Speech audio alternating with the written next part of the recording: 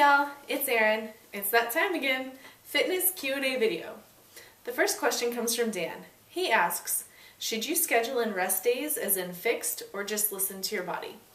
Well, Dan, I think it's important to have a schedule that you're working with, but it's more important to listen to your body. I know that I need one day off usually. Sometimes I'll take 2 days off, but I have friends that work out really hard for 4 or 5 days and they need 2 to 3 days off after that. So it just kind of depends on your body and how you recover. If you do a 3-day on, 2-day off kind of thing. And then the other thing too is if I'm not getting enough sleep, if I feel run down, really sore, I'll go ahead and I'll take a day off and then I'll just, do it 2 a day maybe later in the week, or double up on a push-pull superset, just change the workout according to my body. So again, listen to your body first and foremost, but then have a schedule that you're working with. The next question comes from Winston. He asks, if you don't have the best genetics, how can we get that streamlined build? Well, Winston, I don't think anybody is born with perfect genetics, and bodybuilding definitely helps in building the aesthetic physique. So if you have narrow shoulders, you can always build the wider shoulders. And then to get the streamlined physique, I would suggest sports type moves or functional moves, sprints, plyometrics, even throwing the medicine ball around, where you're getting multiple muscle groups to work together.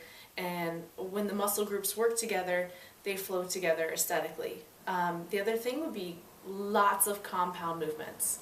You're looking at your bench, squat, deadlift, that type of thing.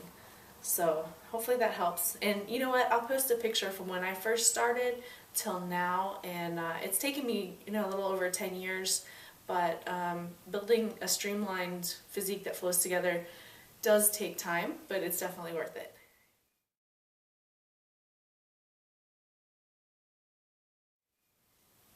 The next question comes from Rebecca. She asks, what are your thoughts on sodium and things such as salsa, kernel seasoning, and other sodium-containing seasoning during prep?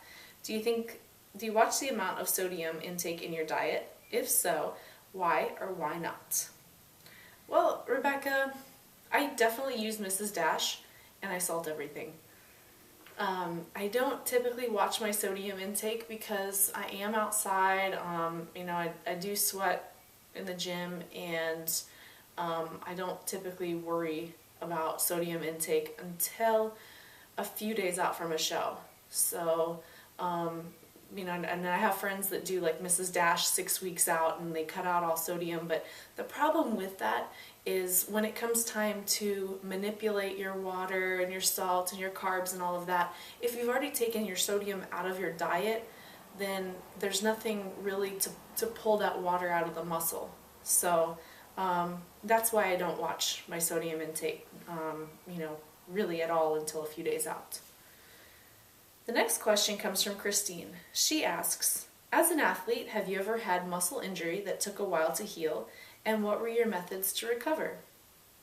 Also, how do you feel about athletic shoes? Are you a minimalist, or do you believe there's a place for cushion or guided design shoes for overpronation? Well, Christine, that's 2 questions, but as far as the recovery goes from an injury, yes, I've had a few injuries. Had a pin in my foot in college and sprained an ankle, and I think we all go through that stuff. Most important thing to do would be to rest and obviously listen to the doctor, ice, and I've gotten active release therapy that helps a lot, and cross training. When I sprained my ankle, I couldn't run, so I got on the elliptical. And I got on the stair climber when I was allowed to. And then whatever muscle group or whatever you hurt, I work out the other muscle groups harder, and it seems like whenever I can come back, the lagging group or the injured, the ankle that was injured is now stronger than it was before. So, it's important to continue to train around the injury, but rest and don't do anything that you're not supposed to while you're recovering. And then as far as the shoes go, I love my Vibrams, but if I was a distance runner, I don't know if I would. I think it's more of a personal preference, and and your foot and how you're made up structurally. To lift in, I love the Vibrams. So I guess I would say I'm more of a minimalist, but it's a kind of shoe that you have to get used to, and give it a try.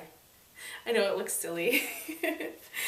The next question comes from Jessica. She asks, what are some tips on how to get that mind-muscle connection with the back? I can never seem to feel it work. I try to pull my elbows, and I've bought straps to see if this can help, but I get sore in my forearms, but not in my back.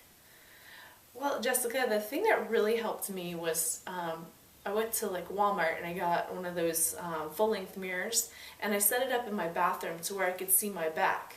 And when I first started this, I couldn't flare my lats. I couldn't really feel the back muscles. So the important thing to do is to learn how to flare your lats,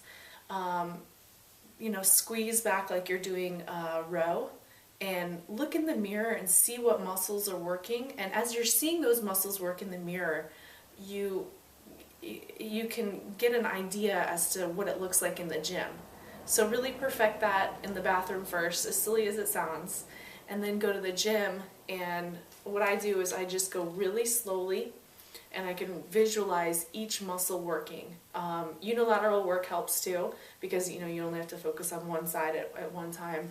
But go slow, visualize, and get that mirror, and just practice flexing and feeling what seeing what that feels like. So that's it for questions this week. Until next week, train hard, y'all.